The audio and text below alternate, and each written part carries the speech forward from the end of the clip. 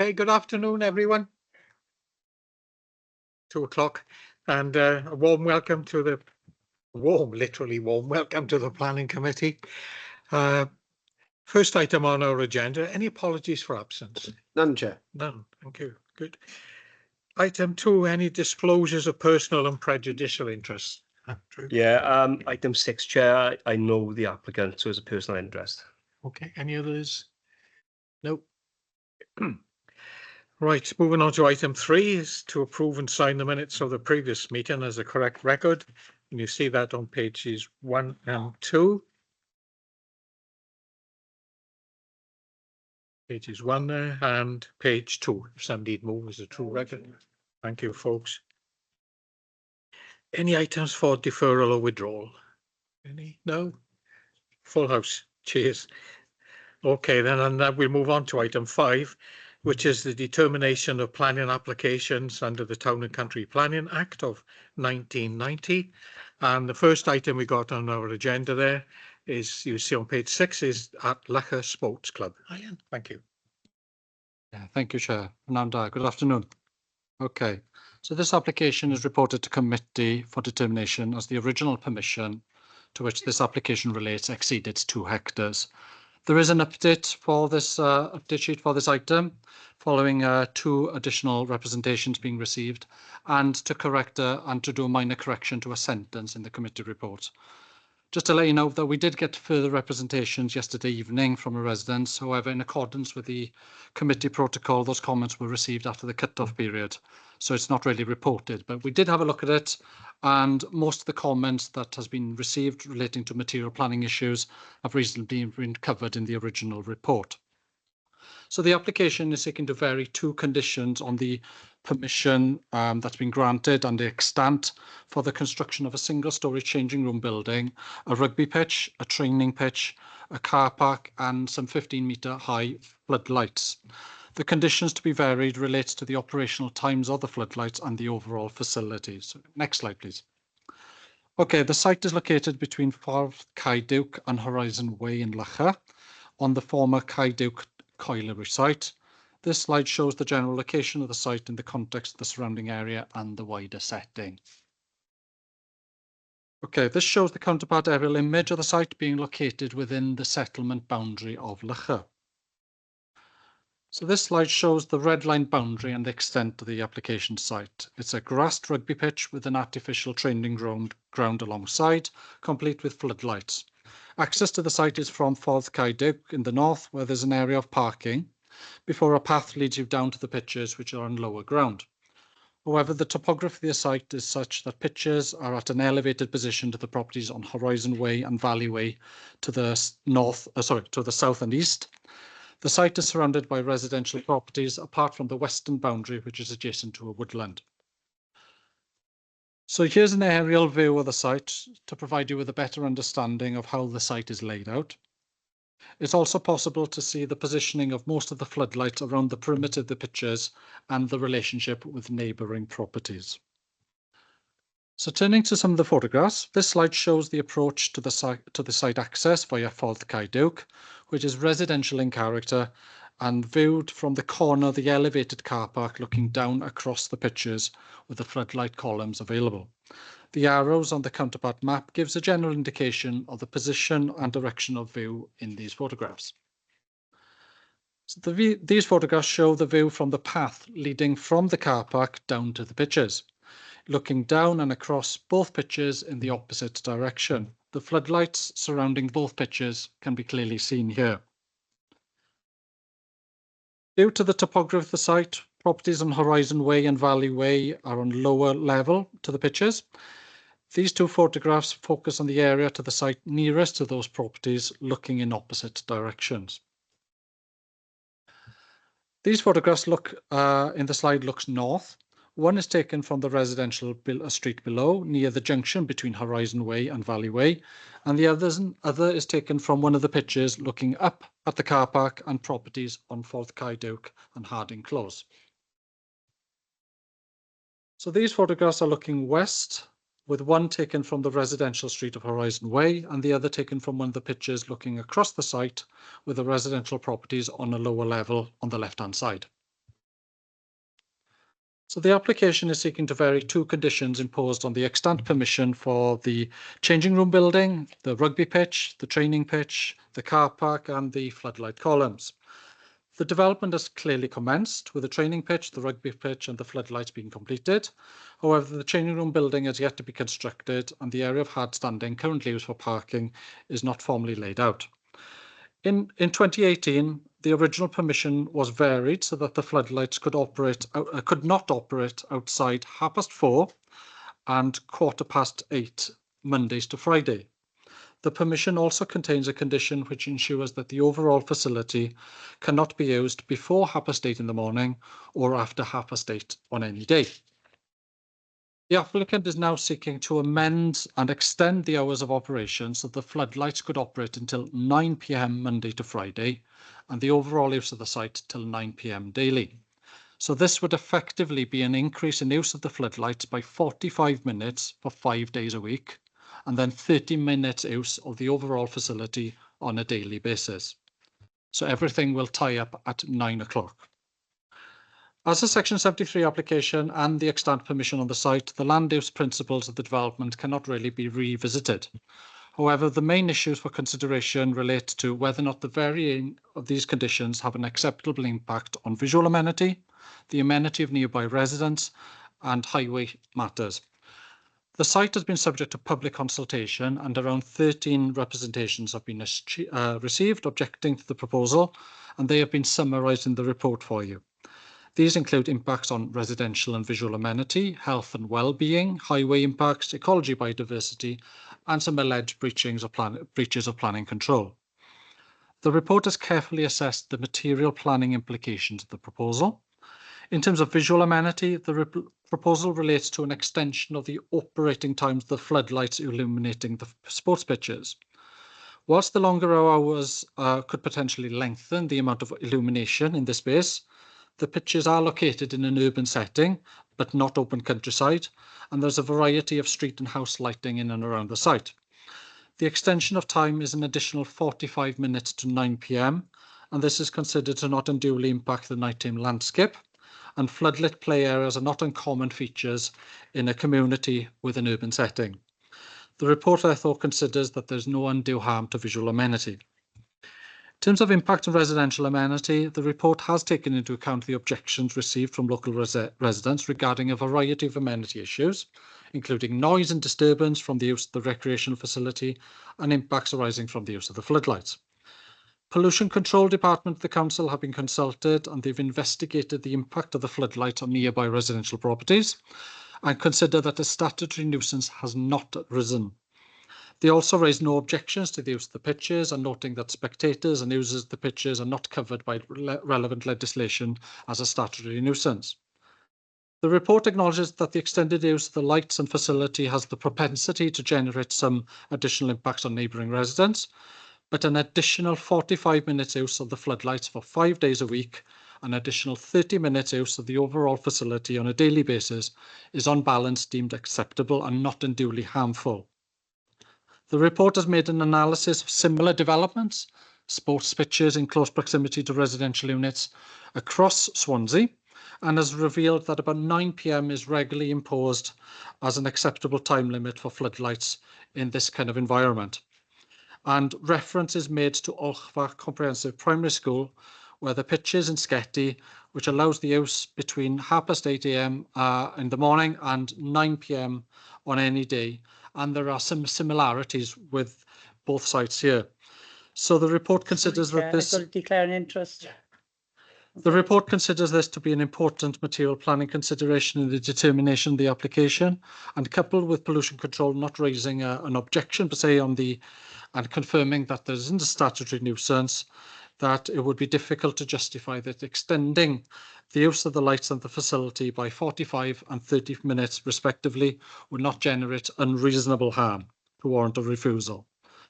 The report also acknowledges that there would be some health and well-being benefits from the scheme, with a slight extension of the operating times, allowing further use of the facility by community groups. Welsh Government circular relating to the use of planning conditions explains that planning conditions should not duplicate controls by other legislation, And that's why pollution control have their own powers to investigate into certain matters. And equally, if there are breaches of planning control by conditions, that would be investigated by the planning department. Impact on ecology and biodiversity has been considered, but the reasons for the conditions to begin with were in the interest of residential amenity and not on matters of ecology or biodiversity. The report considers that the proposal on balance is unlikely to generate any significant ecology or biodiversity issues above those that's been considered by the original report. The report considers that the extension of hours would not raise additional access or highway safety concerns above those generated by the original consent. But since the Section 73 application effectively granted new permission, all relevant conditions on the original permission would need to be imposed again to ensure effective control over the development. So to conclude, and having regard to all the relevant policies, guidelines and material planning considerations, and the representations received, the report considers that the proposal is on balance acceptable, and the recommendation is to approve, subject to conditions. Thank you, Chair. Thank you very much.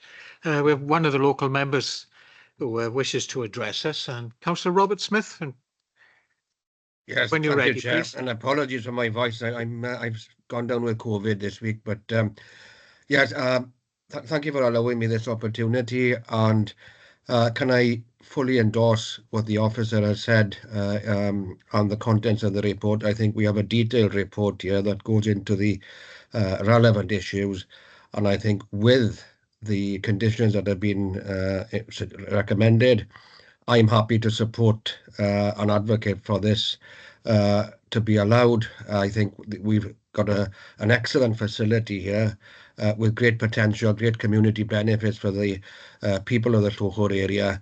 And notwithstanding the objections, I think that those are issues that can be dealt with otherwise, and that for that reason this application should be supported. So I'm happy to support this application, Chair. Thank you for that, and get well soon. Any member wish to? Oh, Councillor Downing. Yeah, thank you, Chair. I know this is only for extending the hours, which I'm not against really, but couple of questions. I went through the old planning application and I could see nothing there about floodlights on a weekend. So as this is a full pitch as well, I don't know if it was before, and if Llwchwr intend to play there, then on a Saturday afternoon in the winter they will need floodlights. So I don't know if at this moment in time, can you tell me that they cannot use floodlights on a Saturday or Sunday? That's see how the answer goes for that. Yeah, my understanding of the word in the condition is that the floodlights are restricted for Monday to Friday only, and no other days or times that's otherwise specified in the condition. So the honest answer is Saturday and Sunday is excluded from the use of floodlights. Yeah. Jones, sorry. Yeah. First of all, so I had to declare an interest because I'm a governor at Ulster, and I did miss it in the report. My fault. But yes, they're on till 9 o'clock at night. There are houses a lot closer, actually, around Ulster. As long as the lights themselves are orientated towards the pitch, they're fine. We did have a problem that they were slightly out of kilter. That's been amended and we don't seem to have had any more problems. So I'm just asking, make sure that the lights are directed at the pitch and not that they are able to see, you know, from the back. But yes, it seems to be a common thing that it is 9 o'clock at night. So I don't have a problem with it. Any member wish to speak before we take a vote? No. Okay, well, you can see that the recommendation is to approve. So we can take a vote on that now, please. Yeah, Councillor Myra Baker. Oh, sorry.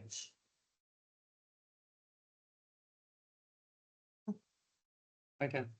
Is it on now? Yeah. Yeah. Yeah. 4. 3, 4. Right, thank you.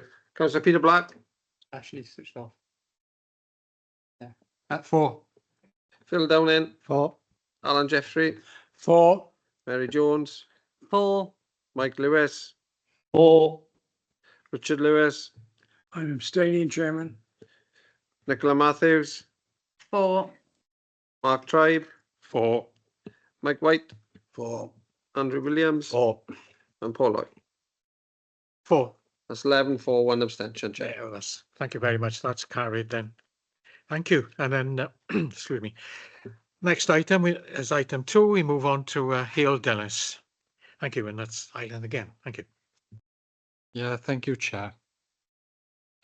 The application reported to committee for determination as the scheme exceeds 20 dwelling threshold, and the full planning consent is sought for the construction of 22 affordable dwellings and associated access on land to the north of Hale, Dunnes and Ravenhill. The application forms part of the Council's More Homes project to deliver more affordable housing.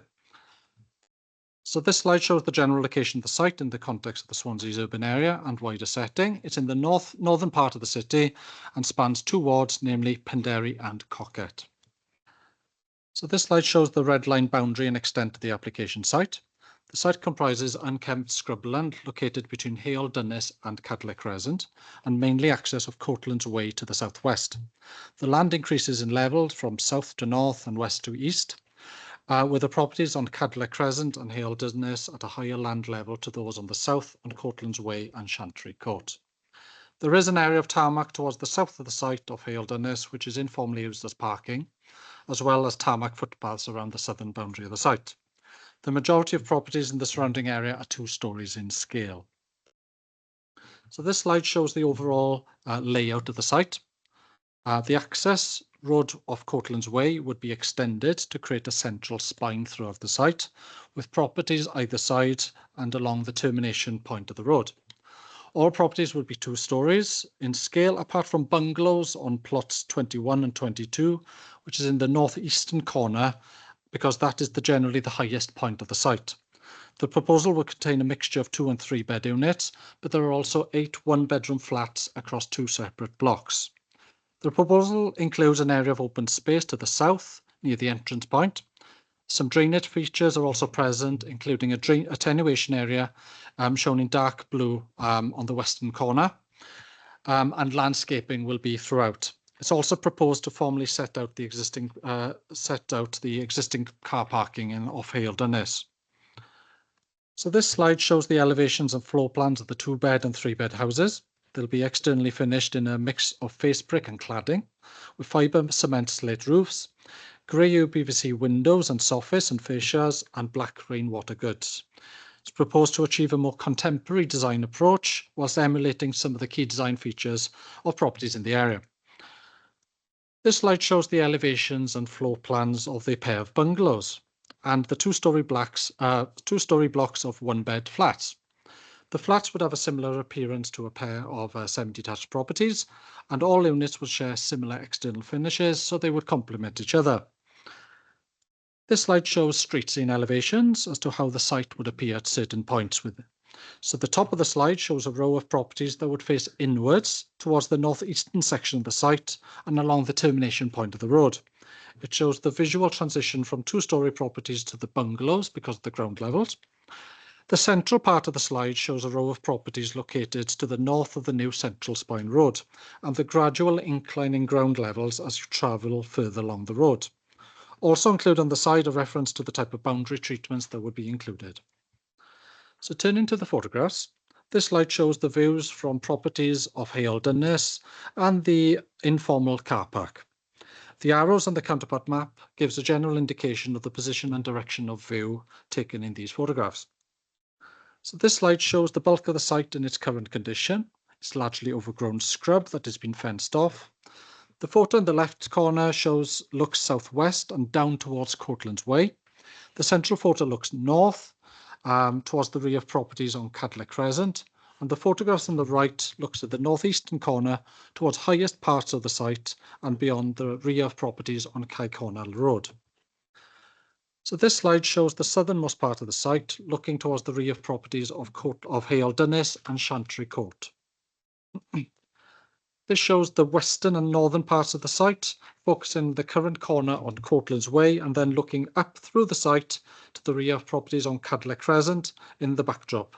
This gives a good indication of the ground levels throughout the site. This slide shows 3 photographs mainly taken from outside the site but from nearby vantage points. To understand a bit of a context, the 2 photographs with the site enclosed by hoarding are taken from Courtlands Way and one is taken from a vista between the row of properties on Hale Dunnes. So the proposal is seeking 22 affordable units to be delivered as part of the Council's More Homes project. The report has given some careful consideration of the merits of the scheme, looking at planning policy, guidelines and material planning considerations, and comments from consultees. The main issues relate to principle of the development, impacts on visual and residential amenity, parking and highway matters, ecology, biodiversity and green infrastructure, some drainage and land stability. So the site is within settlement limits and in an established residential area. The site is in principle considered appropriate for residential development. In visual amenity and placemaking, the scheme has been reviewed by the Placemaking and Heritage Officer, and following a series of minor amendments, there are no objections to the proposal.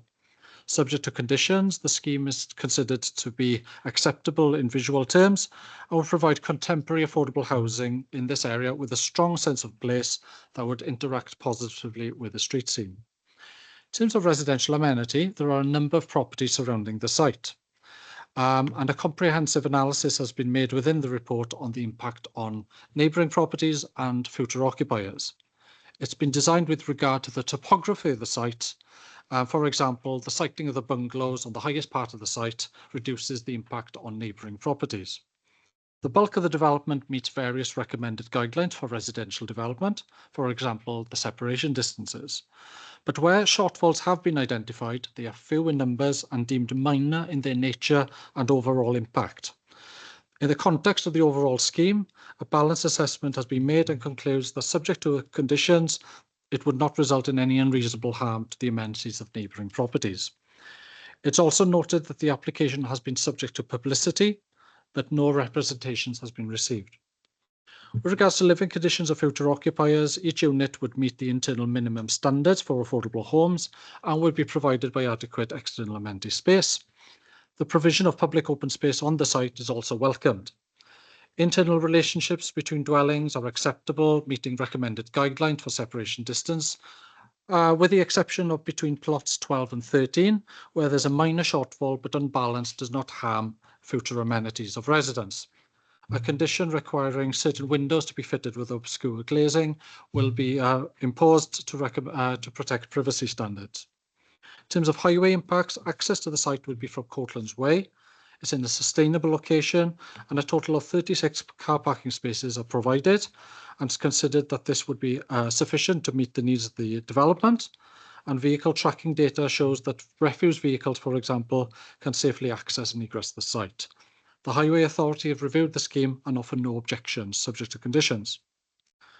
Welsh Water does not object to the application and, subject to conditions, to recommend to deal with foul drainage and surface water removal. Separate consent would be required for certain surface water details. In terms of land stability, it's in a development high-risk area for coal mining, but a coal mining risk assessment has been undertaken and the Coal Authority raised no objections. The site is predominantly scrubland and does not benefit from any national or local ecological designations. We've got a scheme of ecological enhancement that's been provided with a strong landscaping scheme undertaken by the landscaping team of the council to provide a varied and robust planting throughout the site to ensure that there is a net benefit for green infrastructure. So subject to various conditions, there would be no significant impacts on ecology, biodiversity or green infrastructure. The scheme proposes 100% affordable housing, and the provision of such housing would usually be secured by a legal agreement. But this is a council scheme and the council cannot enter into a legal agreement with itself, so it will be managed internally by the council. Residential development of this size often requires education contributions, but following consultation with the Education Department, it's concluded that there is sufficient capacity in nearby school to absorb the demand generated by this development. Public open space will be provided as part of the development and will be secured by planning conditions. So to conclude, and having careful regard to all the policies, guidelines and material planning considerations, the report considers that it's an acceptable scheme to provide much needed affordable housing in the area, and it would be done without having unreasonable impacts on other material factors. So the recommendation is to approve subject to conditions. Thank you, Chair. Thank you. I got Ewan Rowlands wish to speak. He's the agent. Did you? No? No, I didn't wish to speak on this application. Okay, thank you. Thank you. One of our local members is here. Did you wish to speak first? Thank you. You bet. Thank you. I'm happy with it because the tenants up at our side, Penderry side, are quite happy to see it being built on and stop the rubbish dumping anyway. Thank you. Thanks. Any other? Councillor White. Yes, thank you, Chair. Just one query on page 48 in regards to the possible issue with regards to mine gas. It says obviously that the appropriate measures to be implemented. Are you able to advise if there's a need for capping or anything to be done? A mining risk assessment has been undertaken. The coal authority generally looks at the safety and stability aspects of it. The council's pollution control team usually looks at any human health issues arising it. I'm not aware that there are any safety implications that the coal authority has brought to attention. Otherwise, they would have objected or raised concerns. It is common for the coal authority to make a series of advisory notes for the developer. If you so wish, we could add that as an advisory note, unless it's already there. I haven't checked that, to be honest. But as a council scheme, I'm more than happy to include that as an advisory note, bringing them to attention of the mining risk or the risk there. But I'm not aware of any significant risk that would inhibit the application not being approved. Down in first and then. Yeah, well thought out design on this plan. Because obviously when you mention apartments, you think of going up, but no, everything is 2 stories. The one thing I'm questioning is the informal parking. Who is it informal for, and how do you access it? First. Yeah, sure. The informal parking at the moment is alongside Hale Dunnes. Do you want to bring the? Yeah. If you look at the site plan on the screen there, you can just see it. Yes, is that. Yeah, that is currently just a tarmacked area, and given where it is, and given that the site isn't developed, that is predominantly used by the properties off Hale Dunnes. They are the nearest on it. Now then, due to the difference in ground levels between the application site and the car park, that wouldn't be accessed off the new road that's been created because the levels are different. So my understanding of it is that that car park would remain accessed off Hale Dunnes end rather than the Courtlands Way end, which is the new road that would be inserted through the site. In terms of how it's managed, I understand that that is a council asset. So that would then be just kept available to whoever uses that in the locality. I'm not aware that it's going to be segregated or designated in any way. And, Councillor Troy first. Oh, sorry. and while you've got the cursor in your hand, can you run over where the open space is as well? The open space is, if you look at the site access point on the left-hand side, there's a little bit of a curve there. It is immediately on your right-hand side as you enter the site. You've got an area of a play area there.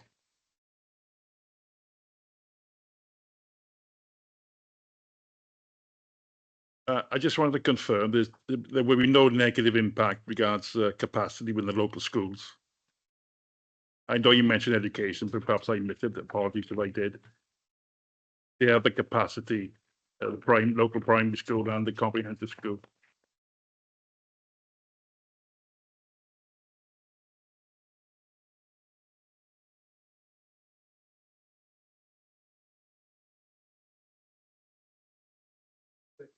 Yep, thank you. If you look at page 37 and 37 to 39, essentially, the bottom of page 39 would probably be the headline news, I suppose, where they look at the requested contribution. These are comments made by the education department, where they explain they've looked at the primary demand, the primary education and secondary demand, and our education colleagues advised that there would be no requirement for contributions. because there is sufficient demand, there is sufficient school places in the schools there. Okay. Yeah, just to follow up from question about the informal car parking. Is there pedestrian access from the informal car parking to this development?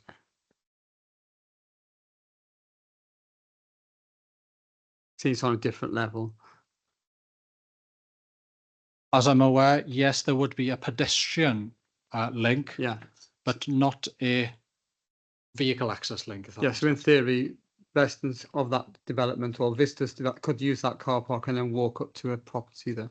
Yes, unless Yeah. there are, I guess it is a council car park or whatever it is. So, Yeah. Well, these are council houses as well. So. yes.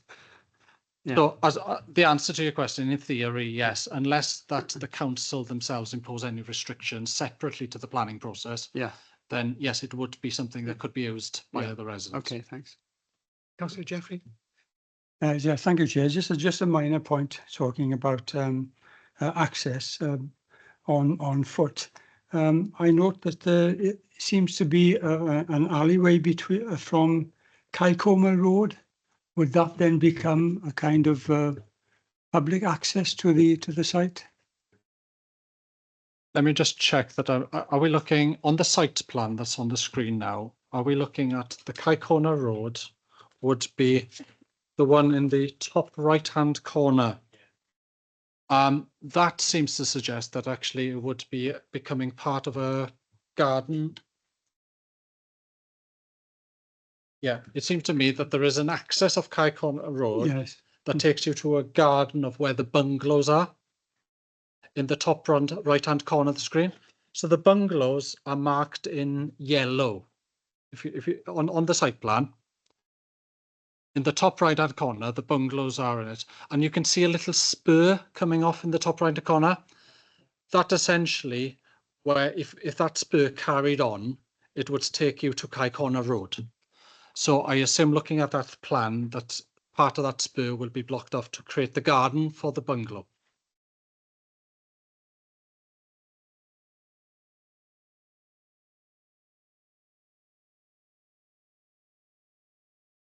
Yeah, at the moment, there is an access that takes you to the site, but looking at the proposal that's before us, it seems to me that they would be stopping that up to create the garden for one of the bungalows. I'm not aware that the access is going to be retained, if you know what I mean. Oh, brilliant. The wish to speak? No? Okay, yeah, sure. You can see the recommendation there is to approve. So we take that vote now then, please. Myra Baker, For. Peter Black, For. Phil Downing, For. Alan Jeffrey, For. Mary Jones, For. Mike Lewis, For. Richard Lewis, For. Nicola Matthews, For. Mark Tribe, For. Mike White, For. Andrew Williams, For. Paul Lloyd. For. It's unanimous, Chair. 12-4. Thank you very much. And then moving on to item 3, which is linked to item 4 as well, is the Castle Cinema application. The first item of that is the actual application before us. The second will be the listed building consent. So there'll be 2 separate votes. Thank you. David? Yeah. Thank you, Chair. Yeah, just to item 3 obviously is the detailed planning application, and item 4 obviously is the associated listed building consent. As you say, they'll be voted for separately, but we'll do a joint presentation, so we'll lead on to that now. So the application is essentially for refurbishment, conversion of the former Castle Cinema. Some members might know it as Laser Quest, which is still currently the operation use of the property. Yes, the former Castle Cinema, sorry. So, yeah, so it's a mixed use, provide 30 residential apartments with an A3 unit on Worcester Place, together with a 2-story, excuse me, glass extension on the castle side, and and further commercial unit entrances on the Strand. And when completed, it's intended that it will be handed over to an RSL to operate the residential components. So the proposals comprise significant physical interventions to the building, to retain and refurbish the Worcester Place elevation, which is the western elevation, fronting onto the city, the front elevation, if you like, and also the substantial Strand elevation. There are new openings to the side elevations, including the new glazed extension on the south overlooking the castle. The existing roof structure will need to be removed, so there's a new pitch roof structure with dormers and photovoltaic panels, and so the front entrance, the lobby area, will be substantially retained and restored as part of the proposal. And obviously, to insert the 30 apartments will involve the insertion of additional floors into the auditorium. Excuse me. So Castle Cinema is a Grade 2 listed building.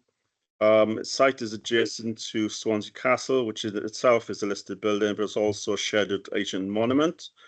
And the building is also situated within the Wine Street Conservation Area. As you can see, the red line on the map then is the relationship to the castle, and we go through that in further detail in a minute.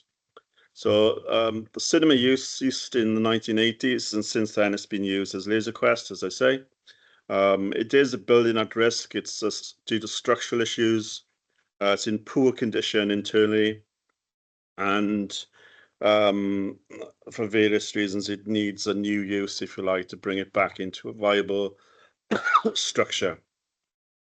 Related to the planning history of the site, the members might remember 2018 we granted planning listed building consent for a student scheme, which was essentially quite similar to this proposal.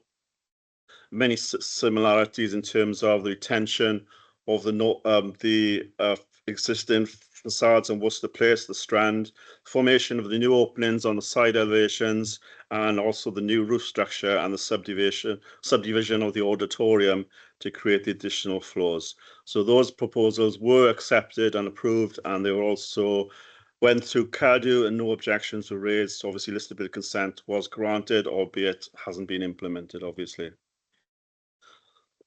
Oh, excuse me. So the proposal would accord with national plan policy in terms of breathing new life into the town city centre, Future Wales policy, town centres first policies, bringing new commercial, retail, leisure, residential use into the city centre.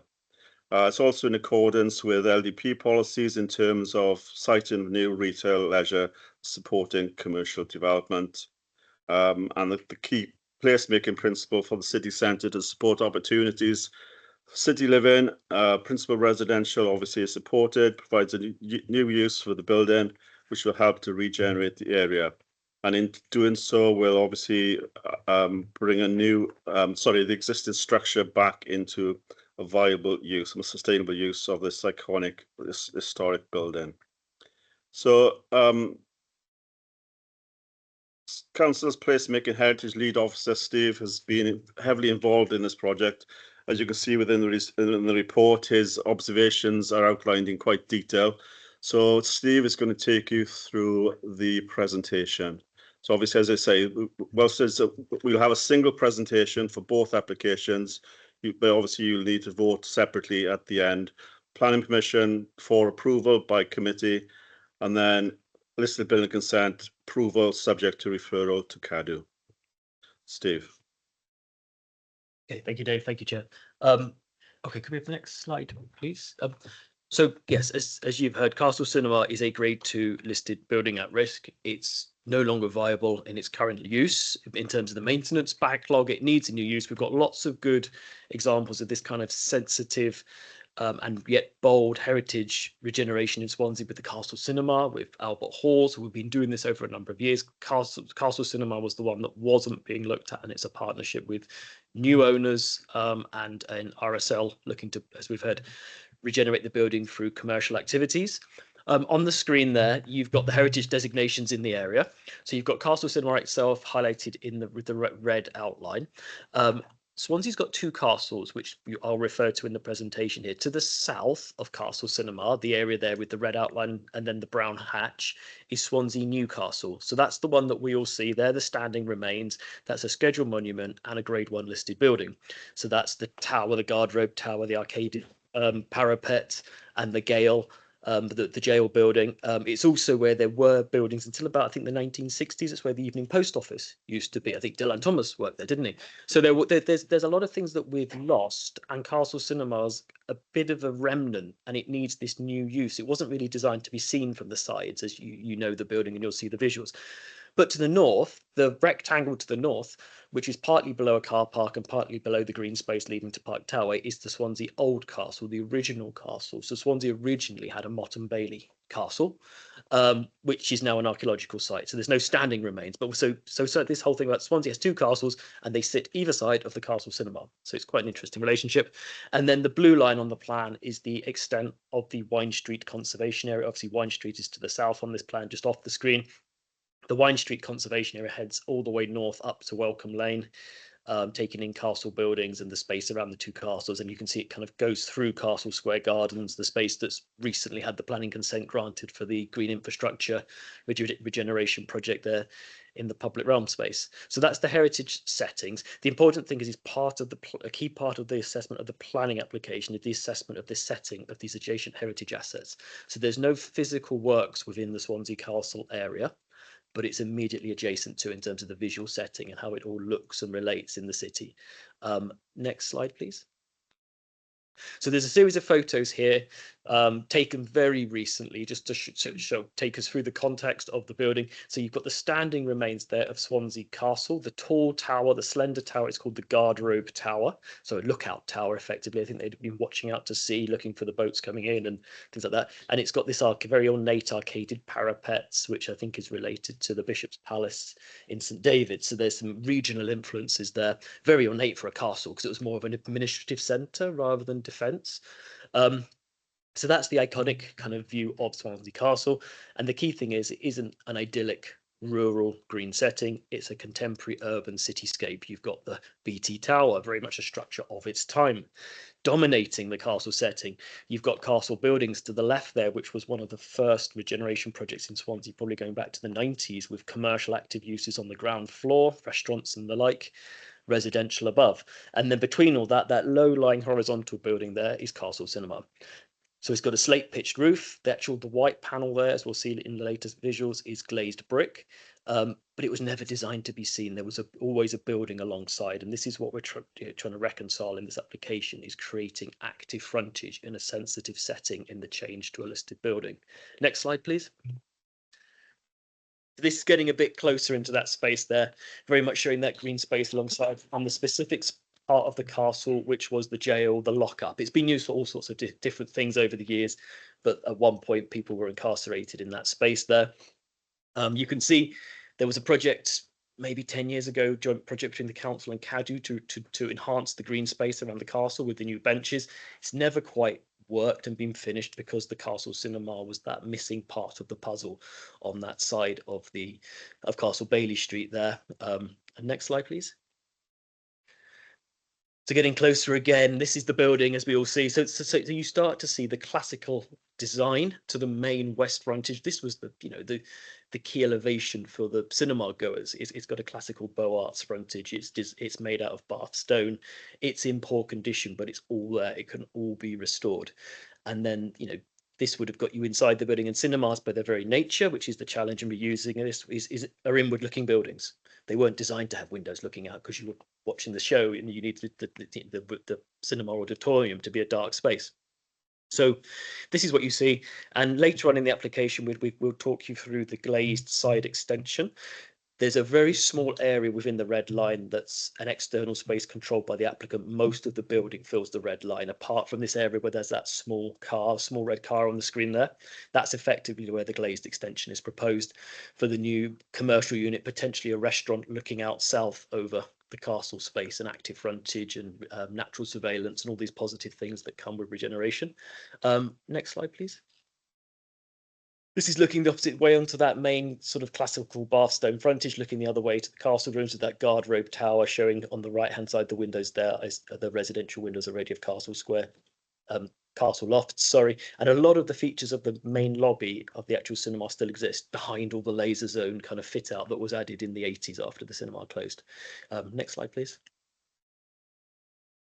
This is getting a bit further back along Worcester Place to the north. So this is the site of Swansea Old Castle. So when we talked about the Motte and Bailey Castle, this was effectively underneath that grass space there. There's the handrails there is part of the link across the Park Tower. Castle Cinema sits there a bit further away, almost hidden behind a green wall. That's how dilapidated this building is. The whole of that greenery on the side there is growing up the side of the building, and that's where the repurposing is one of the key changes of putting flats inside the building requires new windows.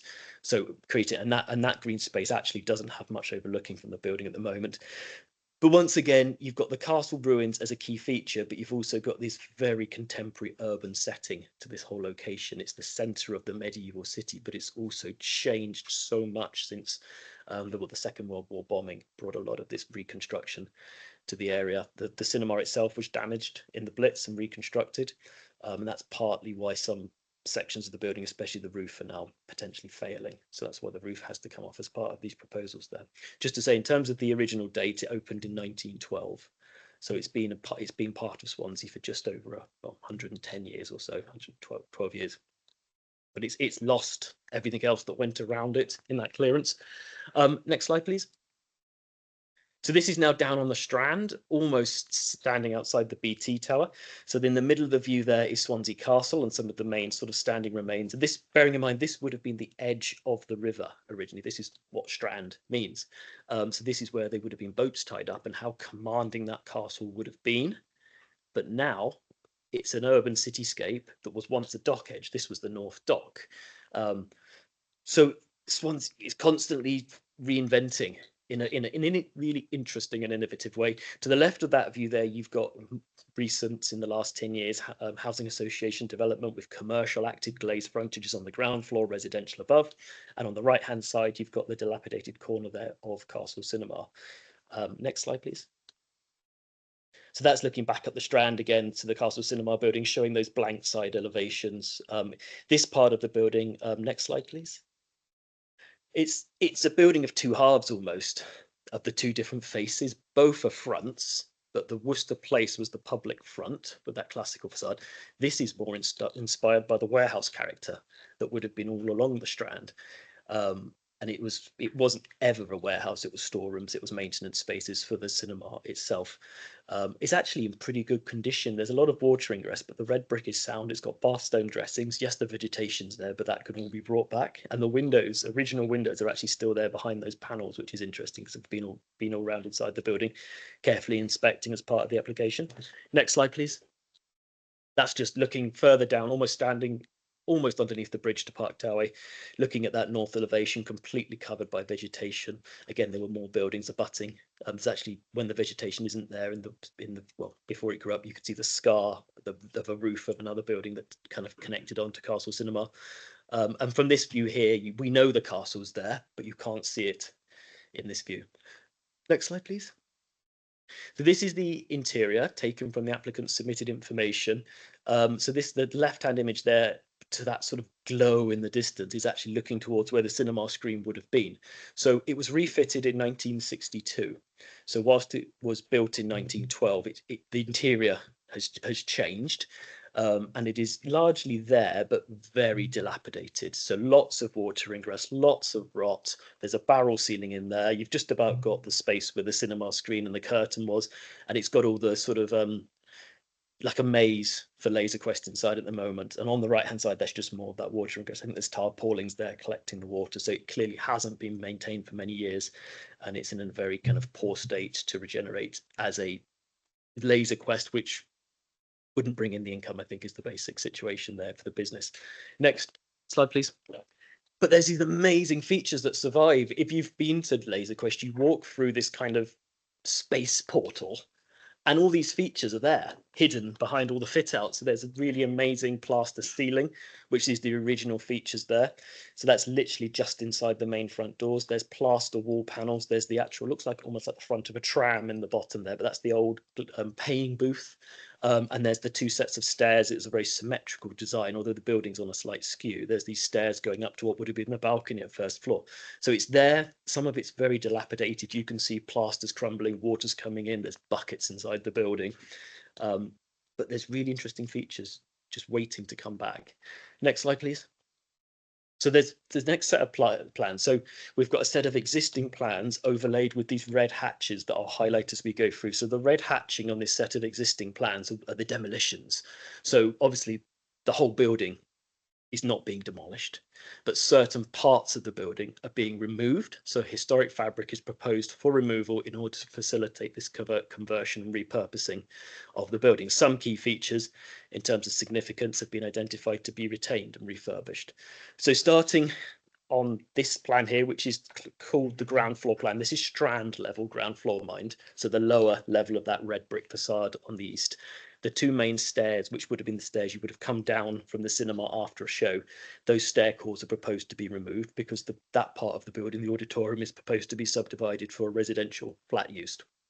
So those stairs are proposed to be removed at ground floor, which is largely a storage garage at present. Next slide, please. As you go up through the building, this is sort of an intermediate level on the Strand side, which is the east side, was a series of workrooms or storerooms with subdivisions. All that's proposed to be removed. One of the key things we do with via conditional listed buildings, it would all be recorded before starting work. So there's a permanent digital archive record that goes in the West Glamorgan Archive and Heritage records. So there's a digital recording of the building prior to the changes. And on the left-hand side, was a cinema basement toilets, which are proposed to be repurposed as toilets for the new commercial use, but just need a bit of stripping out. It's a very small dilapidated space at the west side. Next slide, please. So this is now up at the entrance level. So on the left-hand side, which is the west, you've got the entrance lobbies coming into the building of Worcester Place. So you've got good surviving features there, which we're showing you on the photographs. There is a proposal to, because you had the pair of stairs, to remove the southern set of stairs, which Hayley's highlighting there, and which you can see there. That's where the glazed box extension connects. So in order to make this commercial connection, it requires one half of that pair of stairs to be removed. There's other removals inside the building in terms of the modern toilet, or relatively modern toilets on the north side, and the stairs going through, and the sort of the maze that you see, that's the modern Laser Quest fit out, which is where the cinema seats would have been. The cinema seats do not exist anymore. They have been removed prior, so certainly well prior to this application, probably prior to the listing in 1980, I think, 2 by Cadu. Next slide, please. So this is a specific focus on some of those internal features which we've already showed you, largely showing what's extant in that area, because one of the key points of significance is these features, where they are being kept, are going to be restored. So they become key features within the prime commercial space of the building.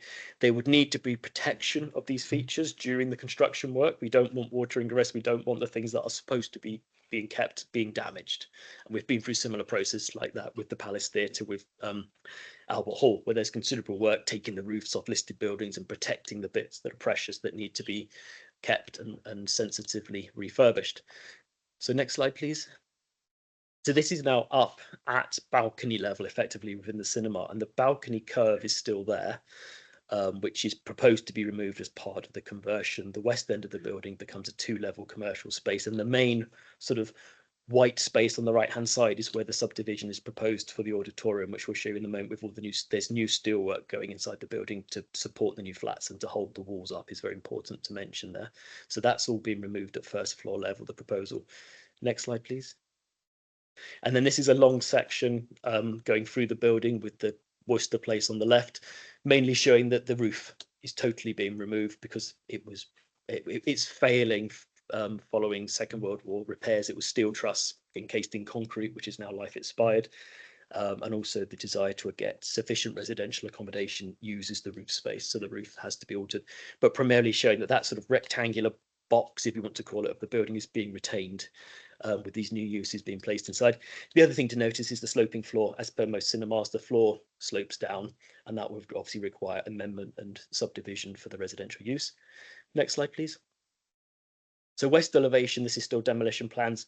Doesn't show any red on the main bath stone elevation because nothing's been removed. That's highly significant bath stone classical elevation. There will need to be repairs carried out there by specialists, but nothing to be removed. Next slide, please. This is the south elevation facing Swansea Newcastle, and you can see here roof being removed, lots of rectangles cut onto the side, which is where the new window openings are proposed for the flat. So they're living room windows, they are bedroom windows being cut into that side elevation. And you can't quite see it because the way it's been hatched and shaded in, but on the left-hand side where that darker colour is, there's 2 large openings proposed. You can just about see Hayley highlighting there, where the glass box connects in order that you can travel from the internal commercial space into this glazed zone. It's shown on the floor plans. Next slide, please. This is the west elevation. Again, no new openings being formed. They were in the original proposals, new window openings proposed in this red brick, and we so quite clearly no, we don't want that to be changed. This is significant, this elevation, but the proposal is to remove all those timber boards over the windows and reuse all those existing window openings, replacing the windows with timber frame double glazing sash windows, but actually just using the openings that are there and removing the roof structure above. Next slide, please. And this is the north elevations facing Swansea Old Castle site, roof off, and all the new window openings being formed down the side. So this, as you heard from David, there's 30 flats going in the building. Every flat needs a window to a living room, a window to a bedroom, and that's one of the key outcomes of this conversion to put these new fenestration onto the side elevation. So it's a new character to the listed building, and the key thing, as I've already said, is these elevations weren't designed to be seen. So it's turning it to a full building all the way around. Next slide, please. The roof completely removed there, but there's a gable at the west end, keeping that gable there. The key thing to note is that the roof is effectively recreated in the proposals, so the ridge height does not change and the eaves height do not change. So in that view across, I showed you at the very beginning, the building does not get any higher in the setting of Swansea Castle. We were very clear to the applicants, we did not want that roof profile changing in terms of the skyline. There are dormers in the roof, as you will see, but the ridge stays the same. Next slide, please. So these are now the proposed floor plans on the screen now. So ground floor onto the Strand gets a residential entrance core, so a front door to the flats. There's 2 entrances to the flats. This is one of the entrances onto the flats there, plus this usual stuff you'd have with flats, bins and bikes and sprinkler tanks and meter rooms and stuff like that. And the other half of that east elevation, this sort of beige area, is a commercial space. So it's a small, relatively small office space. So that's active frontage onto the Strand, eyes onto the street, commercial activity. No new openings being formed, reusing all the existing openings. Next slide, please. So this is now that first floor level, that what would have been that intermediate level where there were those workshops in the old cinema. Again, the interior has been removed. Those stairs, as I talked about in the corner, are being removed. And the blue colour on the screen there at the right-hand side is 2 two-bed flats, reusing the existing east openings and a few new openings north and south on the sides there. And on the left-hand side, you've got the basement toilets for the commercial units kind of coming back in. That's an existing basement. It's not being enlarged. It's just refurbishing what's there. Next one, please. So this is now at the main lobby level of the listed building. The beige colour on the left-hand side is the main commercial space, potentially a restaurant, refurbishing all those retained heritage features, but accepting that the southern set of stairs are being removed in order to make that connection. You can also see the glass box extension, which has been reduced in footprint from negotiations. So it's a bold addition, but it's not overly dominant. It's important, as I mentioned before, because the nature of the cinema was an inward looking space. And for a restaurant, you need natural light, you need outlook. So in order to make this a sustainable proposition for a commercial reuse, it needs this glass box on the side, which is over 2 levels. Fantastic views over Swansea Castle, activates the space and links into all the regeneration agendas that are going on in Castle Square Gardens, which, okay, it's the other side of the road, but effectively it's all part of that larger place. The other thing to note, just passing the glass box, is sort of the paving area is the second entrance, which will be the main front door to the residence. So that's the main way in and out to residence. And then the main auditorium space does get subdivided, so it's no longer one single big volume. There's a new steel frame proposed inside there with flats. I think there's 6 flats, 1 and 2 bed flats on this level with those new windows north and south there. The other thing to note is, sorry, just going back to the commercial unit on the north side of the building, there was that relatively modern toilet block. There's a new accessible entrance proposed there. So there is a bit of a step up on the west end of the building to come in because of the existing internal levels and the street slightly lower. So that can't be changed. There's no space for an external ramp, but using that toilet block, there's sufficient gradient to come around the building there, and it's still the front of the building onto Worcester Place. So it's still a positive, legible entrance for all abilities there.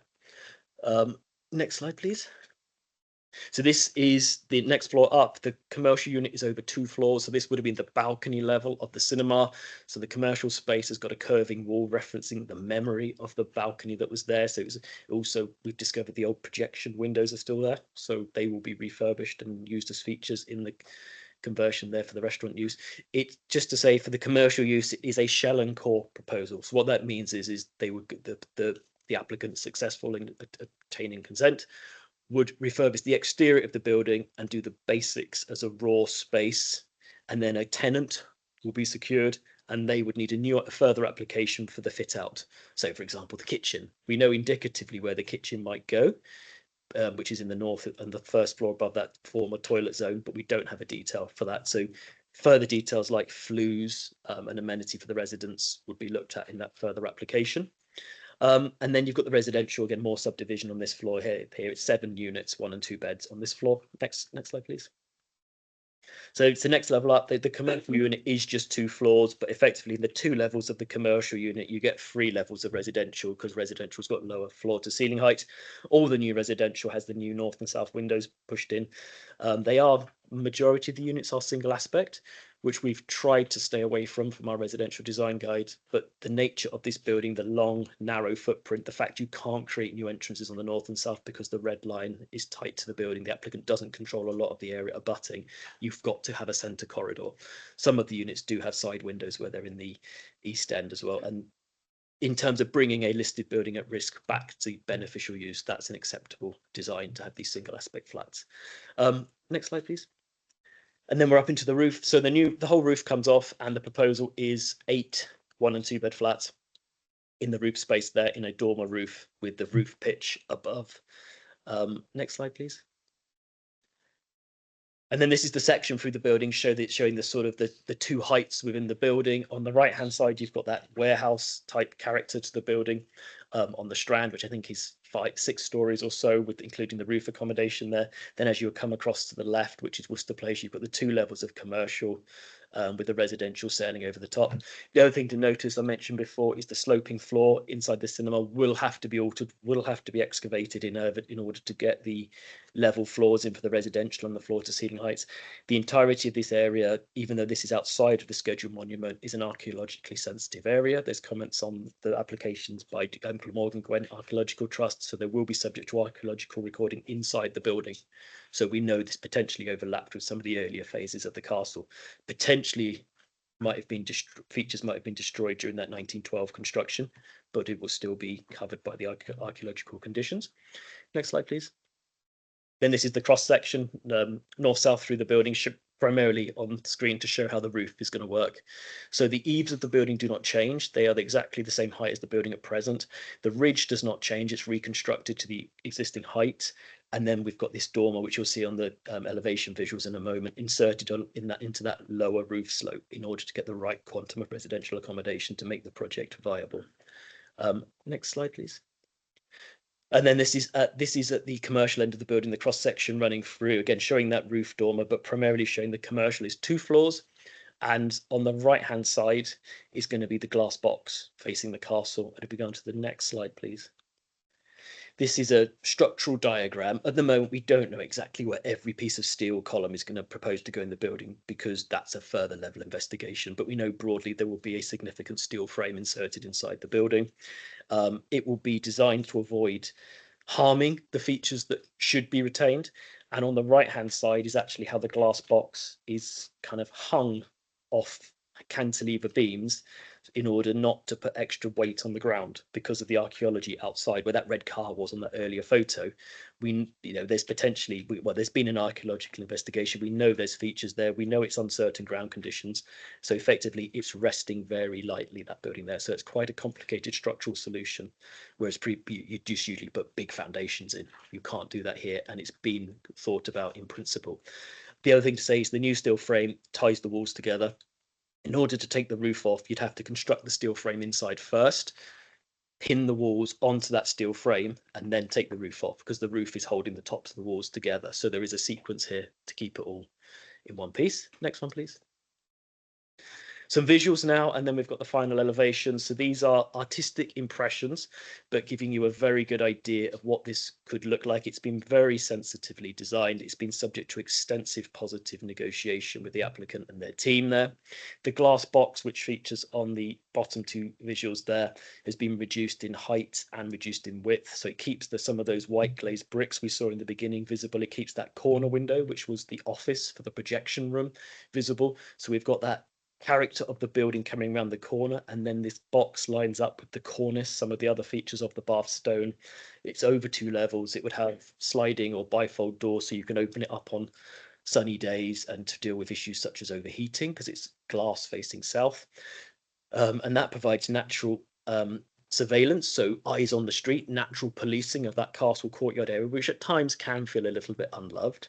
And it also provides active frontage in terms of positive activity. You've got lots of restaurants around Swansea Castle anyway, and obviously Wine Street is one of the busiest evening nights in Swansea or in Wales, and this is part of that character, but looking very much at the restaurant focus. And then you do have dormers on the roof, but they're quite subservient from the angles here that are shown. And as I've said before, the roof doesn't change. And the other thing to note is this southern elevation, you never see the full entirety of the southern elevation because of that jail building of the old castle kind of sitting in between. So it's right alongside, creating this really interesting juxtaposition. And on the north side, the former toilet block gets repurposed there potentially for a kitchen with accessible entrance on the bottom there. Next slide, please. So Strand elevation there, very much about restoring that red brick elevation with the Bath stone features, reusing existing window openings with sash windows, matching what were there before. You can start to see some of those new windows down the side elevations there, which are full height windows with glass inset Juliet balconies, so they don't project, but they've got glass panels across the bottom of the windows. Very important for residential amenity. There's no space for a private garden on this site, given the nature of the red line, but you are literally across the road into Castle Square Gardens with extensive green infrastructure and public realm. Next slide, please. So yeah, these are the proposed elevations. This is the restoration of the Worcester Place Bath stone elevation there, restoring, retaining the doors, putting all the features back. It will need specialist stone conservation, and there are companies that can do that and can be controlled via condition. You've got the glass box on the right-hand side, which has been, as I said, reduced in height and projection to be bold but not dominant. Next slide, please. South elevation facing Swansea Newcastle, as I said before, you don't see the entirety of that elevation because you've got the old jail building roughly in the middle there. It is outlined with a dashed line, but it's not very clear on this visual here. So the glass box on the left, and then the residential entrance on the ground floor and the new windows there. And you start to see the dormer in the roof there, which has been, again, it's important to get the residential accommodation in, but we've got a subservient form on the roof there. It's set in and it's set down from the slopes there. Important to note on this elevation, there was something like 80 photovoltaic panels proposed on the south side of the roof, which was a concern in terms of the setting of Swansea Castle. And their energy strategy and the specialist consultants there have reviewed that and have been able to reduce to 40 photovoltaic panels, but on the north side of the roof, which I found interesting. But I think the efficiency of the photovoltaic panels, now they don't have to face south. And that's been confirmed as being acceptable in terms of the energy requirements for an affordable housing project. And so next slide, please. West elevation onto the Strand, reusing existing openings, matching sash windows, very much restoring that elevation. The Castle Cinemas sign gets restored. It actually looks to be plywood. We haven't had a good close look at it, but it appears to be timber letters, and that will be retained and refurbished sensitively. And you can start to see that the dormer that gets put onto the roof there with the hip of the roof, the sloping roof that rises up above. Next slide, please. And this is the north elevation with those new windows being punched in the side there. The wider windows on both sides are the living rooms. The narrower windows are the bedrooms. They've all got full height inward opening doors with those glass balustrades across the openings. And on the roof there, you can see the photovoltaic panels. So they do relate to the setting of Swansea Old Castle, which is the archaeological site. They're not visible from the setting of Swansea New Castle, which is the standing remains on the opposite side. Both sites are scheduled monuments there. And I think that should be one more slide, please. Oh no, roof, that's the roof plan, showing how the photovoltaic panels sit on the roof there. And the flat grey areas are the dormers next. And then there's the last slide for the. So yeah, sorry about the detailed presentation there, but it is a complicated application with sensitive settings, and obviously it's two applications in one effectively for the planning and listed building applications. The the full detailed assessment is in the planning agenda pack. Your officers have carefully assessed this application, very thoroughly negotiated it with the applicant and their team. So it's considered to be acceptable in relation to the heritage legislation and your LDP. It secures a sustainable reuse of this listed building at risk. We acknowledge there is removal of historic fabric in order to facilitate this conversion, the removal of those internal stairs and the punching of the new openings in the side. We acknowledge it proposes subdivision of the auditorium, that big space in the centre, which becomes subdivided for the flats. But it also protects and retains those key features in the lobby, those restorations inside and the restorations of those important east and west elevations. And it creates these new north and south active frontages of a building that basically was not designed to have these sides originally because they were hidden, but now they're on show and they always will be on show. So it needs to be a positive part of the city regeneration. It links into that wider agenda of city regeneration with Castle Square Gardens, about city living, about commercial use. And ultimately, it's an acceptable change in the contemporary urban setting of the Swansea Old and New Castles, the scheduled ancient monuments. So yeah, you'll see in the report the approval there is for recommendation with conditions to control the detail. And just to note, as per all listed building consent applications, they have to be referred to CADU after the decision is made. Thank you, Chair. Hey, thank you both. Excellent presentations. It's always, first off, it's always right to get a full presentation so we get the understanding of the situation. First off, though, we got the agent, Richard Bowen. Did you wish to address the committee? Thank you, Chair. Given Steve's extensive report, I've got nothing further to add, and I'm happy for it to progress. Thank you. Okay, thank you. Thank you. And thank you, Steve, for, as always, it's very informative and interesting. I've got 3 questions. The first 2, it's about the cycling. It says about the bike store, but it also makes reference to the lift being big enough for people living higher up to be able to get a cycle in. But it doesn't say, or at least I can't find anything about electric bikes and having them charging, because I'm assuming you're not allowed to charge them in a building like this. So I couldn't find any reference to that. So that's sort of the first 2. One is about the capacity of the lift and also the bike store. And the last one, when we looked at the very last slide, I have to say, I went in the Castle Cinema to see the very first Beatles film many, many years ago. I'm sorry to see it going, but I do understand it does need some upgrading. But why is it black? You had like black cladding on the back on the Strand side of the picture. And yet when you look at it now, see, it's red brick. But the previous slide, I think it was, showed like black cladding to the same as the roof. And I thought that didn't look, it didn't help the street scene from my perspective anyway. So I wonder if we can go back and going back to see it. If we could go back to the visuals, yeah, it isn't black cladding. It's just the way the architects do their drawings, and what would probably be it would look like individual bricks if you zoomed in close enough. On the scale of this screen, it looks like it's black. So if we can go back to the sort of the visuals page, the bath. So you've got bath stone restored on the west. You've got red brick restored on the east. You've got the north elevation behind the ivy is effectively red brick with an area of white glazed brick, and that will stay as red brick. And the south elevations facing Swansea Newcastle is from left to right is white brick.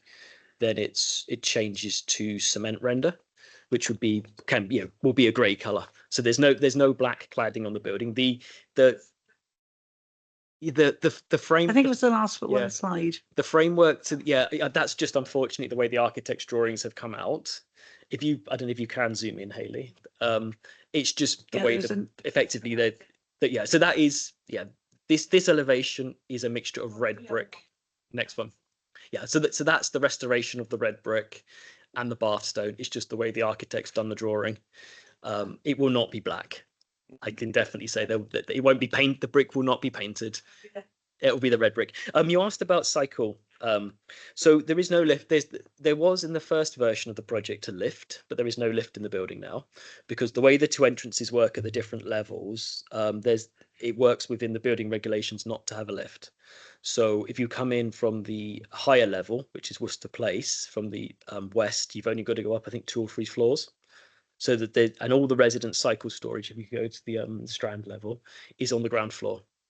So you've got a separate bin store, and you've got a secure cycle zone on the ground floor there. You wouldn't necessarily take your bikes up to the flats individually. The flats aren't designed to store the bikes in, and you certainly wouldn't be storing bikes in corridors because of fire access and egress. So the area in the north on the west side, so you've got the bins closest to the Strand, which go out through an existing door, and the area there should be bike store. Oh, sorry, it's the area in the middle. It's the area yeah. Can you see it? It's not the one totally in the north. It's the one just down from that. I can't see it far enough. So that's the residential bike store. And in terms of e-bike charging, I don't know, because I can see with the e-bikes becoming very popular, allow cycling for all abilities. It would make sense to have a charging arrangement. It might need extra fire precautions. I don't know, and I don't know how we typically do it, because that would be a question for pretty much every cycle store that comes in front of planning committee about e-bike charging. It's a good question. I think we need to explore it, because there are you going to be able to ban e-bikes? Probably not. So we do need to know, because you can't charge the mobile scooters inside. So it's something we have to look at. Sorry, one other question was the flats, because they're all on different levels.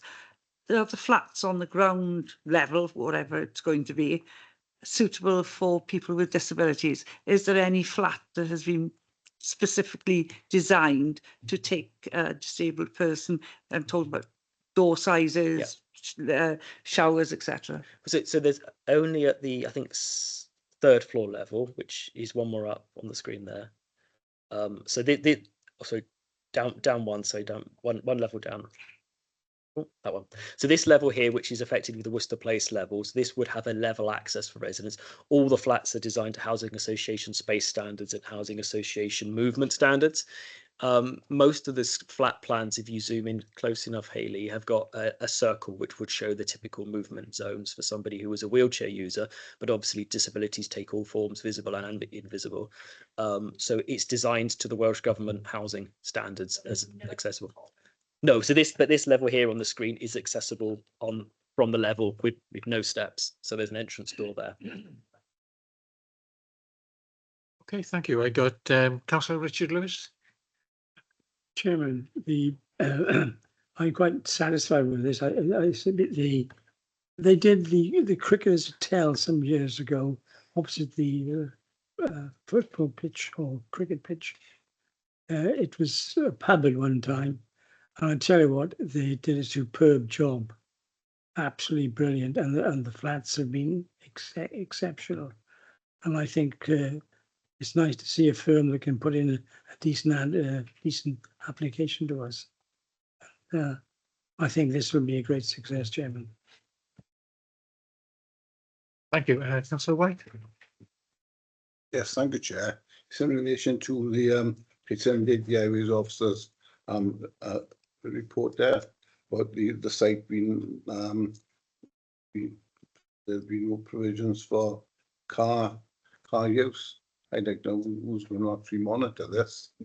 But they know that the people who are going to reside there are welcome to using a car, because Worcester Place is a thoroughfare anyway, so there will be vehicles back and forth all the time.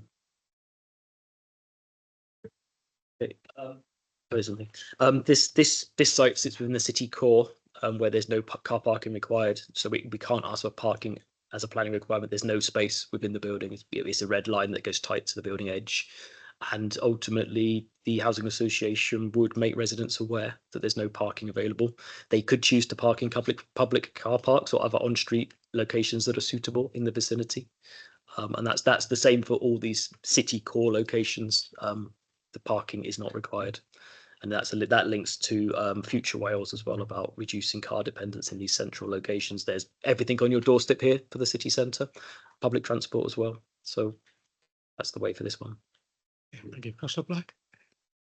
You could always put a multi-storey in Castle Square, of course. Is it too late to change the plans for that? So, I was going to ask about the disabled access as well. So, I mean, essentially, apart from that ground floor off Worcester Place, they're marketing this to fit cyclists who can cycle to and go up the stairs. But my question, I looked through this, I can't see the breakdown between 1 and 2 bedroom flats. How many of each?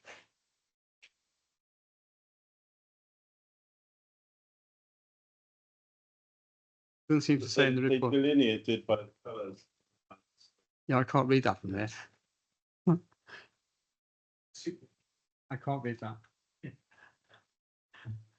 No, without tallying it up quickly, but there's 30 flats in total. I know that, yeah. They're not solely 1 beds or 2 beds, so there is a mixture, and Yeah. that's part of the management discussions with the housing I'm just association. wondering how many of each, but it doesn't say in the report. We could quickly. Okay, thank you. What? 21 bedroom and 72 was really. What page? 80, I must have missed that. I was expecting it at the beginning, actually. Where's that? Oh, 21 bedroom and 7.2. And 3 3-bedroom flats. Okay. Listen to 3 bedrooms. So ultimately, the conversion of this nature is a finite space, Yeah. and you've got to it basically fits it into the volume of the building. So that's how the spaces have worked. So 3-bedroom flats is a family of cyclists. There you go. 3 bikes. 3 bikes. Yeah. Any other member wish to speak? No. Yeah. Brilliant. Oh, sorry, ma'am. Yeah. Beg your pardon. Hi, I'm looking at, the wildlife, like bats. They had a lot of bats, I know, in the old cinema. So I'm wondering whether they still got the bats there, and are we supplying bat boxes, swift and swallow boxes within this project? Mr. Michael. Oh, there we go. The application has been subject to a bat survey, but there aren't any bats in the building, which is slightly surprising, possibly for the design and the age of the building, the condition of the building. So there aren't any bats, notwithstanding that there are conditions about ecological enhancements with bat boxes and nesting boxes as well. And that's a condition of the planning permission. Well, hands up. No? Oh, sure. Okay. Well, look, we can move to the vote then if that's the case for item 3, which then is the recommendation is to approve, and then we can move to the listed building consent application. Yeah, Councillor Meyer Baker, 4. Peter Black, 4. Phil Downing, 4. Alan Jeffrey, Fully support 4. Mary Jones,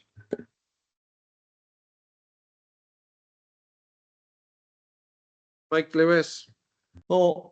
Richard Lewis, 4. Nicola Matthews, 4. Mark Tribe, 4. Mike White, 4. Andrew Williams, 4. Paul Lloyd. 4. Unanimous 12-4, Chair. Okay, thank you very much. Right, moving on to the listed building consent application for us now. Is there anything else you wanted to add, David and Steve? No, obviously we've gone through the detailed presentation, so we didn't want to do that again, obviously, for duplication. So all the issues have been addressed. So the recommendation is before committee referral to CADU. Okay, thank you. Richard Bowman, did you wish to address the committee on this one? No, again, Chair, I'll leave it to the officers. Thank you very much. Okay, thank you. Okay, members, anyone wish to comment before we go to a vote? No? Yeah, absolutely sure. Okay. Right, well, you can see the recommendation for listed building consent there is to approve. So once again, we can take a vote on that. Thank you. Yeah, Councillor Meyer Baker,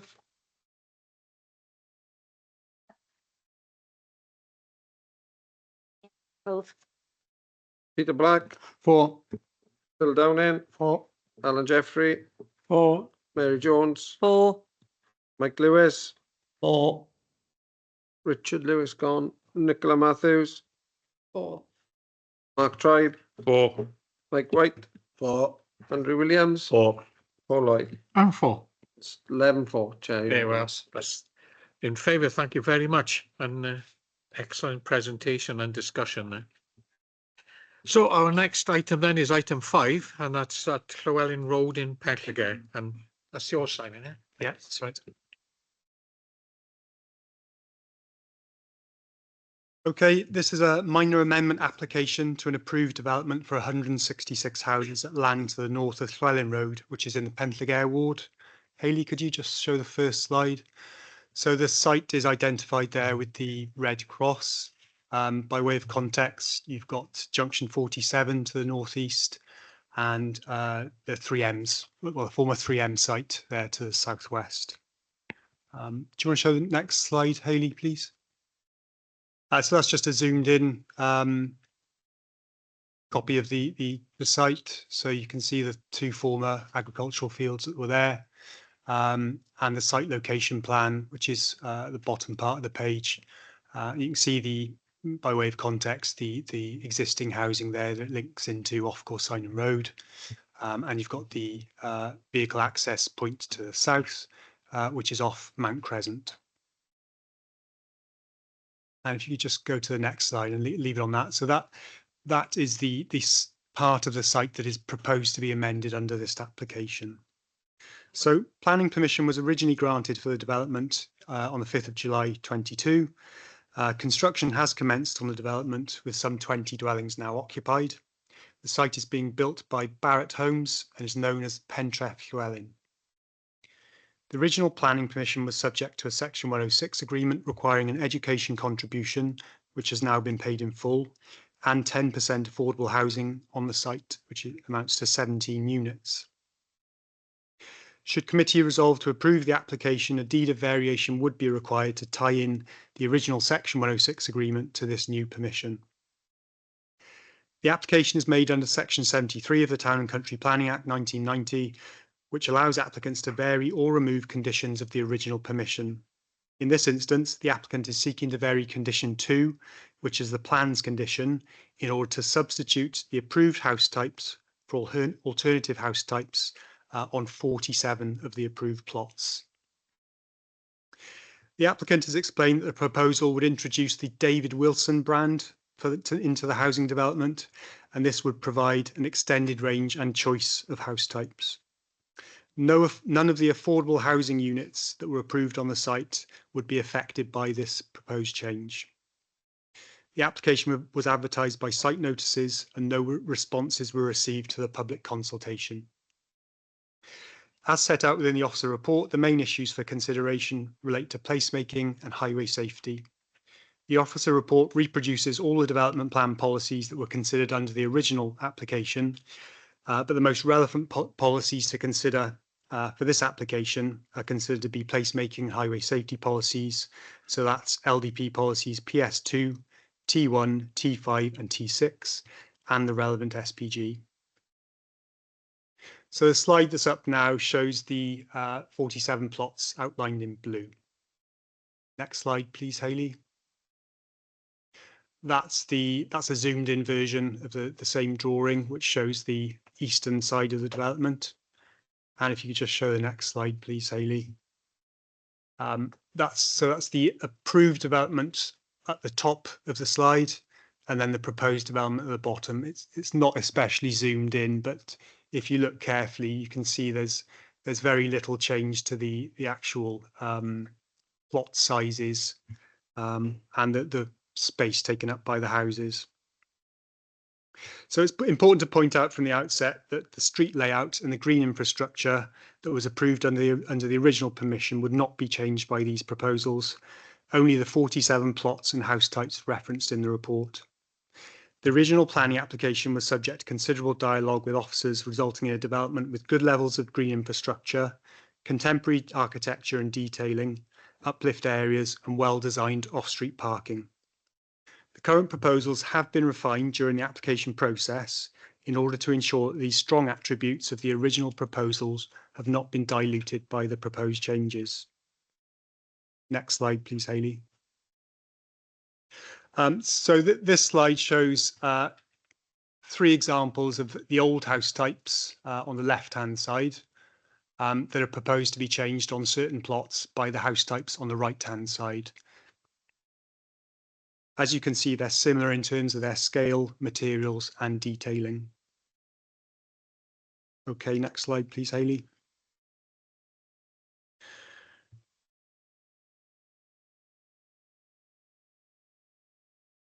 So the image at the top of the page shows a street scene from the existing development that was approved, which is proposed to be built as originally granted. The section in the middle is the proposed new street scene, which runs along the primary street running east-west through the site. And then the bottom slide shows the entire street frontage of the primary street. So on the left-hand side of that image, you've got the original unchanged street. And then on the right-hand side, you've got the amended proposals. As you can see, the scale, architecture, and materials are consistent in both street scenes, and this continuity with the original proposals is replicated throughout the proposed development. The affected plots would not back onto existing occupiers outside of the site. As such, there would be no impact upon existing properties in the area. In terms of the future occupiers, the internal sizes of the dwellings and their associated garden areas are consistent with those originally approved. Similarly, separation distances between dwellings are consistent with those originally approved.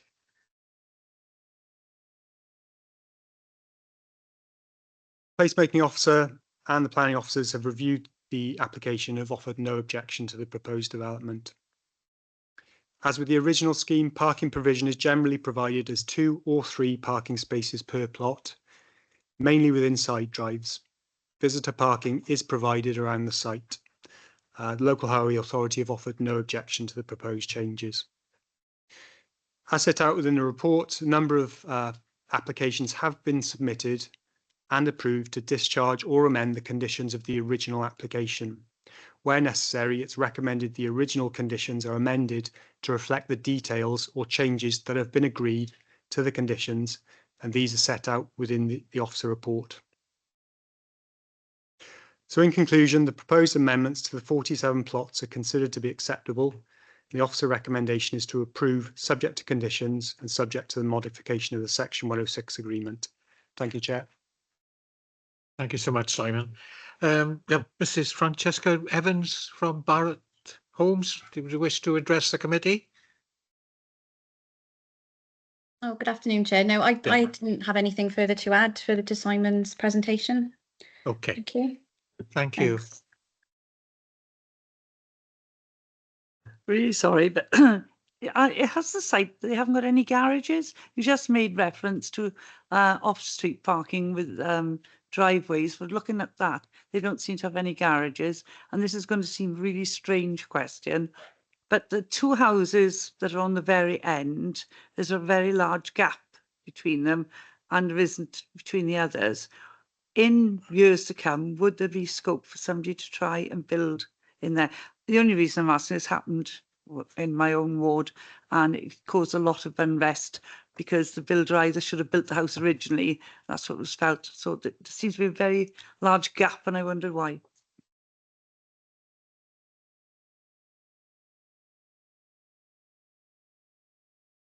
Yeah, not sure whether I heard this right. Right at the beginning, when you said that 20 houses have been moved into, did you also say that the 106 for education has been paid in full?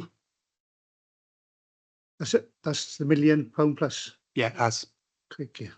This is a first for everything, isn't it?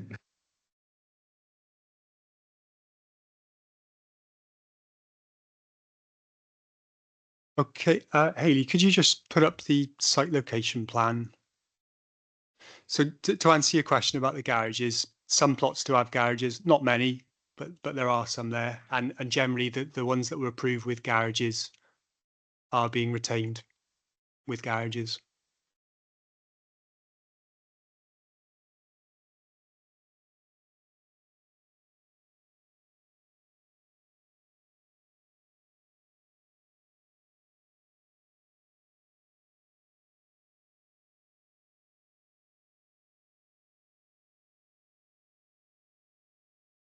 Yeah, try that one. Yeah, yeah, perhaps the Perhaps the one with the approved and the, yeah, I don't know if you can zoom in at all.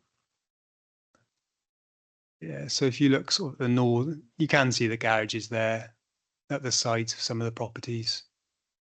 So yeah, some do have garages, but mainly, you know, they're designed with just side drive parking. Hayley, could you go back to the street scenes as well, just 2 slides down, I think.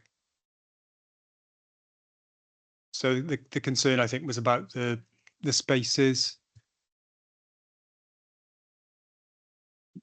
So that's a street scene. So what you can't see there is where the roads are and where there's green areas. So there's roads spurring off that main spine street, and there's also a sort of big area of GI running through sort of north south the middle of the site. That's not to stop someone trying to put in a planning application on it on any parcel of land. You know, people can do that, whether it be acceptable or not. We'd have to judge that, but. No, I don't think there's that much scope for infill developments on this site. Thank you. Councillor Tribe, did you wish to speak? Thanks, Chair. 2 questions really. I think we all are aware how busy Pethergare can be during all parts of the day, and it doesn't matter which direction you leave Pethergare, either towards the M4 or towards Gorsainan. I'd be very interested to know what Highway's thoughts are on infrastructure, because it can be a nightmare now. It is a nightmare now. And secondly, have we had any comments from the local ward councillor, Councillor Fitzgerald, regarding this issue? I have invited her to the meeting, but I haven't had a reply. And we must bear in mind this is an existing planning application, and it's just a variation of one of the conditions of the planning permission. Sorry. Anything you wanted to add, Simon? No, just that really. So all we're looking at is the plot substitution effectively. So the 47 plots have already been approved. The whole development for 166 has been approved. Highway safety matters and traffic issues were fully considered when the application was originally brought to committee. So the highway officer has assessed the sort of parking provision that would be required for the dwellings, and that's considered to be acceptable. But the overall numbers of dwellings aren't increasing over and above what was already granted. So yeah, we're not really looking at highway, you know, traffic and highway traffic matters in terms of this section 73 application. Thank you. Yeah, just to say, on the original planning application, I did ask about travel time, and we spent a while on that because obviously travel times are in the LDP, and with these big sites coming along, there is going to be an effect. And I think that's we did have that discussion on the first application. Well, remember, no one else wishes to speak then? No? Sure. Okay. You see the recommendation there is to approve. So we take that vote now then, please, Gareth. Mayor Baker, Oh, Peter Black, 4. Phil Downing, Alan Jeffrey, 4. Mary Jones, 4. Mike Lewis, 4. Nicola Matthews, 4. Mark Tribe, 4. Mike White, 4. Andrew Williams, 4. Paul Lloyd. And 4. That's unanimous, 11-4, Chair. Thank you so much. And then we move on to off to Llangennith now then, and that's yours, Chris, yeah?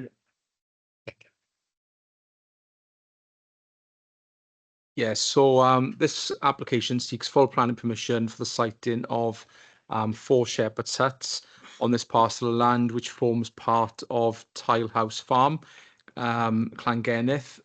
The site is actually closer to Bury Green, which lies between Old Wars and Llangennith, but the application address that they've given is actually Llangennith. It's not too far from Ferry Hill, actually. So yeah, application for 4 shepherd's huts and associated works. So they propose in parking spaces for each of the shepherd's huts, together with an extension of an access track and landscaping. If you can go to the layout plan, Hayley, please. So there you can see the position of the 4 shepherd's huts. Each has got a little car parking space, and there's also some landscaping, and you can see the extension of the existing access track into the site. The reason that the application's been brought to committee is that we've not had any objections from any of the consultees or from any neighbours and so on.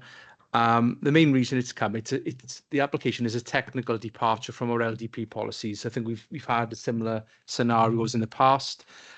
So the Shepherd's Huts, if you can go back to the previous slide, Hayley, they don't actually meet the definition of a touring caravan.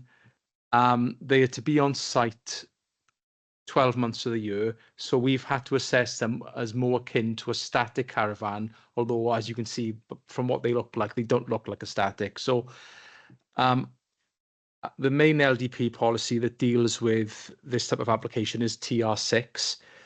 Policy TR6 supports touring caravans, but does the opposite for statics. So this type of development, which is Shepherd's Huts, isn't actually identified specifically in our LDP policies. It falls between stools, if you like. So we've brought this application to a committee as a technical departure, if you like, although we are supportive of the proposal. So visually, we think they look acceptable. They're in quite a concealed location. There's no highway concerns. Our highways department haven't objected. There's no impact on any of the neighbours. They're obviously sited at quite a remote distance from the neighbouring property, and there's no ecological concerns. So on that basis, Chairman, we are recommending that they be approved. Okay, thank you very much. Any member wish to speak? No? You sure? Okay. We can see the recommendation is to approve. So we take that vote now then, please. Mike Baker, For. Peter Black, For. Phil Downing, For. Alan Jeffrey, For. Mary Jones, For. Mike Lewis, For. Nicola Matthews, For. Mark Tribe, For. Mike White, For. Andrew Williams, For.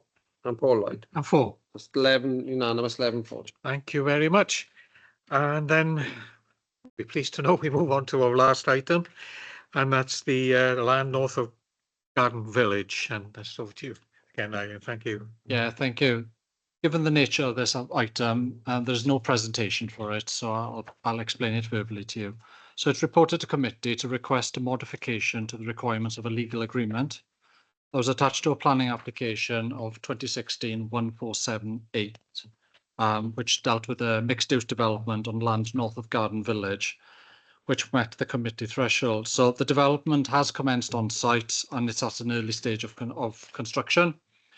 Due to the nature and remit of this item, the merit of the entire scheme isn't being looked at here now, but the original committee report has been attached in your committee bundle for you to have some context to it. So this item is seeking a technical modification to the legal agreement that was imposed on that original permission. The affordable housing element that was secured by the original legal agreement made sure that the affordable housing was to be provided and managed by a registered social landlord. The registered social landlord that has been chosen by the developer at that time is no longer involved, but it has been agreed by Swansea Council's housing enabling officer that the council will take on responsibility for these affordable units. So as such, the wording of the legal agreement that was looked at before needs to be amended to take the council into the equation, so to speak, to make them an option to receive and transfer the affordable housing. No other changes or requirement to the legal agreement or to the heads of terms that was established by the original scheme. So those details and the planning history and comments made by the council's housing enabling officer, the Loughor Town Council and the legal officer are included in that item before you. So the recommendation is to approve that modification to allow the council to become to manage and to take into stock that affordable housing provision. Thank you, Chair. Thank you very much. Sorry, Councillor Blackthorne. Yeah, just interested that this, in terms of the section 106s, which we sign with developers like this, do we always specify a particular housing association, or are they more generic than that? Because it just seems to me that if they're more generic, either a housing association or a council, it would make things a lot easier. Thank you, Chair. Yes, we do now give the option of either the registered social landlord or the council taking on the affordable unit. But in this case, it was a large strategic site.